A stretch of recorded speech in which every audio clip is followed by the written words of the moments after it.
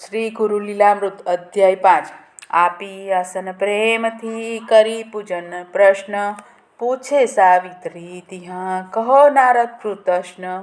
આવ્યા ક્યાંથી બહુ દિને કા દુર્લભ દર્શન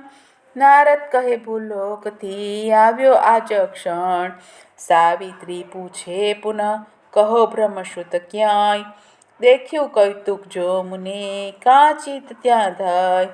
કહે નારદ સુણ માત હે દેખ્યું કૌતુક એક બ્રહ્મલોક પણ જે થકી લાગે વિષમ છેક મૃત્યુલોકમાં સંપ્રતિ વસે પુણ્યજન જાણ ઋષિવર ઋષિ પત્ની તત્સમ કોઈ ન માન જપ તપ સાધનથી કરી રાખ્યા દેવ પ્રસન્ન હાજર આજ્ઞામાં સદા ખડા નિત્ય આસન થાય દર્શન દુઃખનું સ્વપ્ને કદી ન ત્યાંય આનંદોત્સવ સર્વદા જાઓ ગમે ન ક્યાંય ઋષિ આશ્રમમાં ગળ ભરે પાણી નંદન વન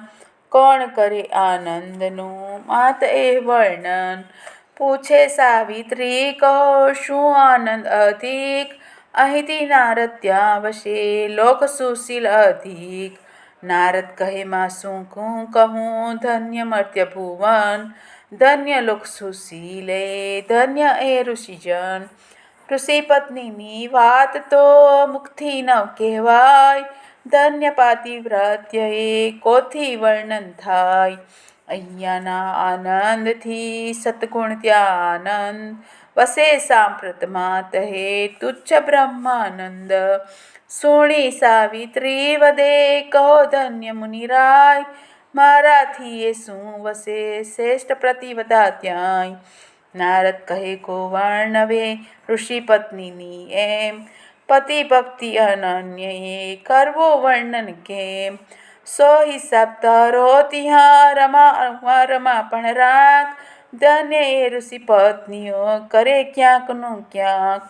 પાતિવ્રત્ય પ્રભાવથી નિમેષ માત્રે એ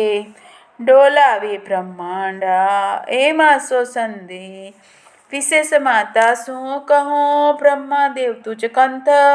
તે પણ માને તેમને કોણ ઇતર ત્યાં હંત સાવિત્રી પૂછે ફરી કહો નારદજી એક કયા ઋષિની પત્ની અડગ જેની ટેક સોણી નારદે વદે ઋષિ પત્નીઓ એમ કૈક ભૂતલમાં વસે અડગ જેમનો પ્રેમ સર્વશ્રેષ્ઠ પણ એહમાં અત્રિ પત્ની અનન્ય પતિવ્રતા શિરોમણી અંસુયા અતિ ધન્ય